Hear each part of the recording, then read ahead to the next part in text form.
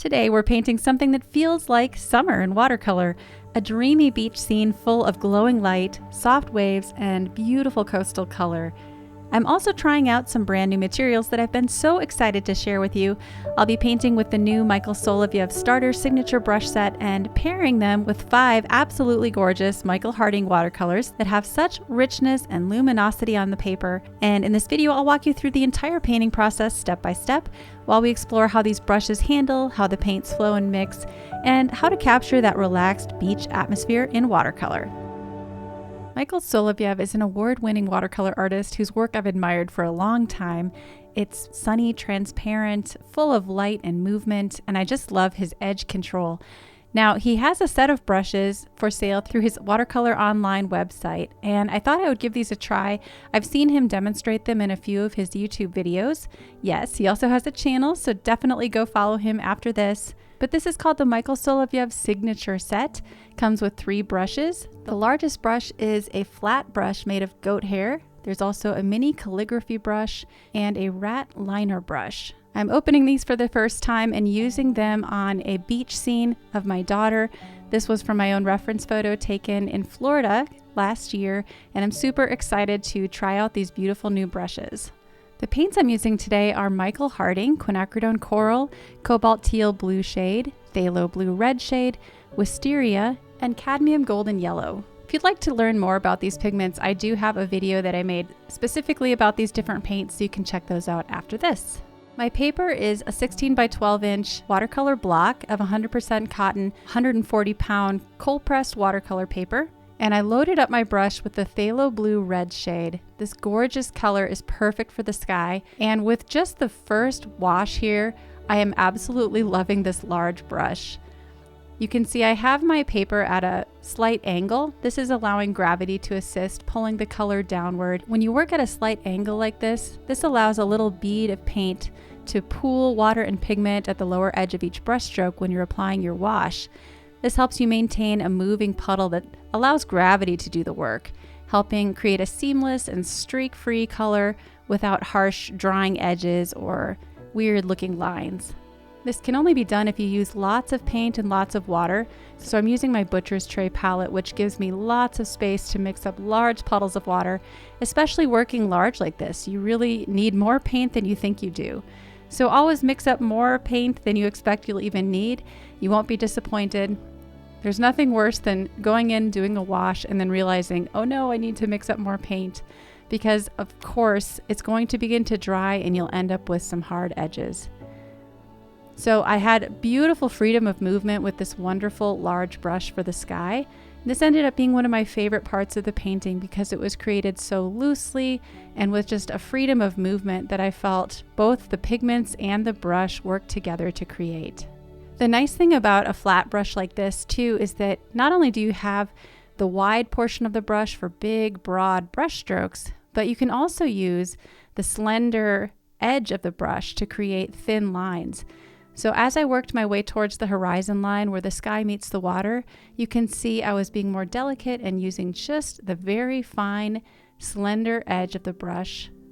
And that worked beautifully for stopping right up to the water without needing to use tape or any kind of straight edge. The goat hair also worked great for lifting out some clouds in the sky. And I forgot to mention that the purple I introduced there into the sky along with that Phthalo Blue Red shade is Wisteria. It's one of my favorite Michael Harding colors. I absolutely loved it for this painting. I thought it was perfect for this gorgeous sunset at the beach. Now I'm introducing some Cobalt Teal Blue, which is a perfect color for this gorgeous ocean water. I'm interspersing some of the colors from the sky. Remember that when you're painting a landscape, there are so many areas of the landscape that are going to be reflecting some of the ambient light and color of the sky, especially in sunset scenes. So make sure that your flat ground or water in this case are reflecting the same colors that you see in the sky above. Now I'm switching to my smaller brush here. This is the mini calligraphy brush. You'll notice I'm also choking up a little closer to the tip of the brush for smaller details. And just working in gradual layers, applying more color, more pigment, and more detail, one layer at a time. The advantage to working large like this is that there's almost always something you can be working on when other areas of the painting are drying. As I work through each layer, I'm leaving little bits of the underpainting shining through, and the sky still has little hints of white. This lends a movement to the painting and is actually really easy to do as long as you're working wet on dry and using loose and free brush strokes. This calligraphy brush was such a joy to work with. I really can't wait to create another painting with these brushes, honestly. This calligraphy brush maintained a gorgeous fine point, and it had just the right amount of both stiffness and softness to pick up enough paint and also release it in a beautiful, smooth sort of way. As I continued to layer the water in, I used smaller and smaller brush strokes, controlling my values, of course, with my rag or paper towel, and using more pigment, especially where the waves are turning over. That's that cobalt teal blue shade. And then I saved the little figure for last, although you can see that some of my underpainting in the ocean went right over the top, which is a great way to incorporate a figure into the atmosphere or the environment. Again, try to remember that all of the surfaces you're seeing in both the sky and the water and in the figure are going to pick up the ambient colors and lights from the sky, unless of course they're completely shaded from the sky. So I'm continuing with that same limited palette even though I'm working on the figure here. Now for the first time I am introducing the Quinacridone Coral and a little bit of that yellow for the skin tone, going much more intense. Remember that watercolor will dry at least 2 shades lighter, so if you feel like it's going on really dark in these initial wet washes, just remember it's going to dry lighter, so don't freak out. The shadows, of course, are maintaining some of that purplish hue from, again, reflecting the colors all around the scene. And then I switched to that tiny liner brush for the details of the fingers and to help me outline some of the details inside the dress, the creases in the fabric. This liner brush was wonderful. I like to switch to a larger brush once again to do larger washes like the skin on the legs, and then switching back and forth from the larger brush depending on the size of the details that I'm trying to convey. I really took my time with this painting. I wanted to get the anatomy correct and the colors really, really close. So especially since this is the focal point, the little figure on the beach, my daughter, I wanted to really take my time and make sure that I wasn't rushing anything. For the dress, I worked with a combination of the Wisteria and the Phthalo blue red shade, and of course a little bit of that cobalt teal as well. The 2 blues and purple combined really worked beautifully for her light blue dress. To mix a brown, you can just combine a red and a blue and a yellow, all of your primary colors.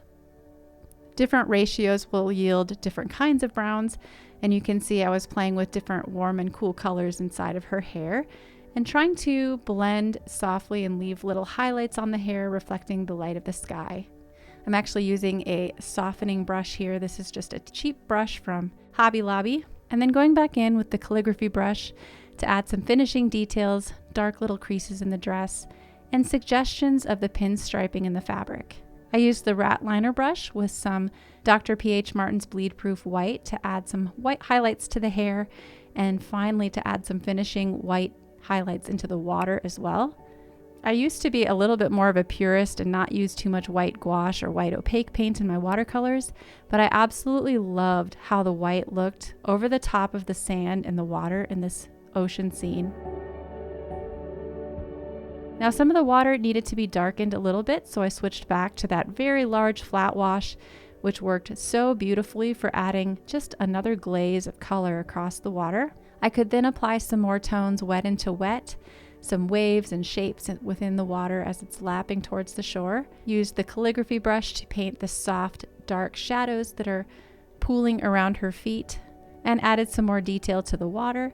And then the last thing I put in was some pure whites, using the calligraphy brush again, to paint the foam on the surface of the water. I think it looked super beautiful. It's really important when you're doing details like this to make it organic looking. No shapes should be exactly alike or perfectly patterned. I absolutely loved creating this painting. I felt like it really flowed, and of course, having the right tools can make your job so much easier. This painting was actually displayed for a little while at a gallery in Denver and was purchased by a collector. Thank you to my collector, and thank you to those of you who stuck around to watch this video. When you watch, like, and comment, it means the world to me, so thank you for your support, and I hope to see you again soon.